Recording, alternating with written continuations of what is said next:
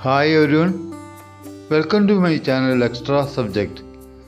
കഴിഞ്ഞ ചില വീഡിയോകളിൽ വാക്കുകളുടെ കൂടെ പ്രിഫിക്സും സഫിക്സും ചേർക്കുമ്പോൾ ഉണ്ടാകുന്ന ചേഞ്ച് ഓഫ് മീനിങ് നമ്മൾ കണ്ടിരുന്നു.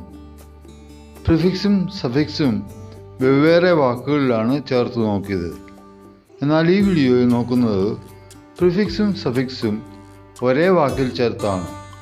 വീഡിയോ ആദ്യമായി കാണുന്നവർ ചാനൽ സബ്സ്ക്രൈബ് ചെയ്ത് എന്നെ സപ്പോർട്ട് ചെയ്യുക. നേരെ വീഡിയോയിലേക്ക് പോകാം. ഒരു വാക്കിനെ ആദ്യം എടുക്കാം. ഹാപ്പി ആയിക്കോട്ടെ. ഹാപ്പിയുടെ കൂടെ പ്രിഫിക്സായി അൻ ചേർത്താൽ അൺഹാപ്പി. ഇത് ഹാപ്പിയുടെ ഓപ്പോസിറ്റാണ്.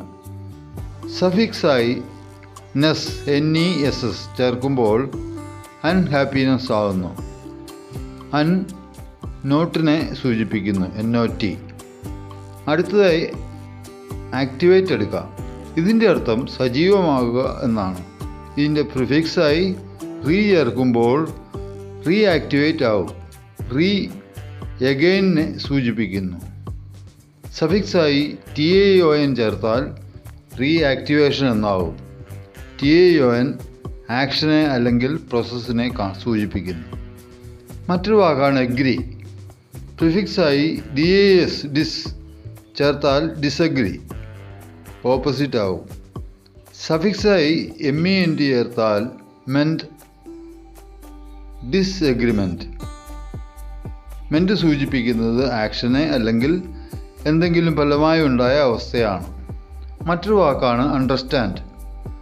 പ്രിഫിക്സായി മിസ് ചേർക്കുമ്പോൾ മിസ് അണ്ടർസ്റ്റാൻഡ്. മിസ് സൂചിപ്പിക്കുന്നത് റോങ്ലി എന്നാണ്. സഫിക്സായി ING ചേർത്താൽ miss understanding. ING form present participle ആണ്. മറ്റൊരു വാക്കാണ് ബിലീവ്. പ്രിഫിക്സായി UN ചേർത്താൽ അൺബിലീവ്. സഫിക്സായി ABLE ചേർത്താൽ അൺബിലീവബിൾ. ഏബിൾ സൂചിപ്പിക്കുന്നത് കേപ്പബിൾ ഓഫ് എന്നാണ്. നമ്മൾ 5 വാക്കുകൾ ഉദാഹരണമായി എടുത്തു നോക്കിയപ്പോൾ കാണുന്നത് വാക്കുകളെ പരിഷ്കരിക്കുന്ന പ്രിഫിക്സും ഒരു വേർഡിൻ്റെ ഗ്രാമാറ്റിക്കൽ ഫംഗ്ഷനെ, വ്യാകരണ പ്രവർത്തനത്തെ പലപ്പോഴും മാറ്റുന്ന ഒരു സഫിക്സും ആയാണ് കാണുന്നത്. ഇംഗ്ലീഷ് ഗ്രാമർ പോലെ തന്നെ വളരെ പ്രാധാന്യമുള്ളതാണ് വൊക്കാബുലറി. അതിൻ്റെ ഇമ്പ്രൂവ്മെൻറ്റിന് ഇത് സഹായകരമാകും. ഇപ്രകാരമുള്ള എല്ലാ ഫംഗ്ഷനെ പറ്റിയും അറിയുക വേണം. വീഡിയോ ഇഷ്ടപ്പെട്ടാൽ ലൈക്ക് ചെയ്യുക. Thanks for watching.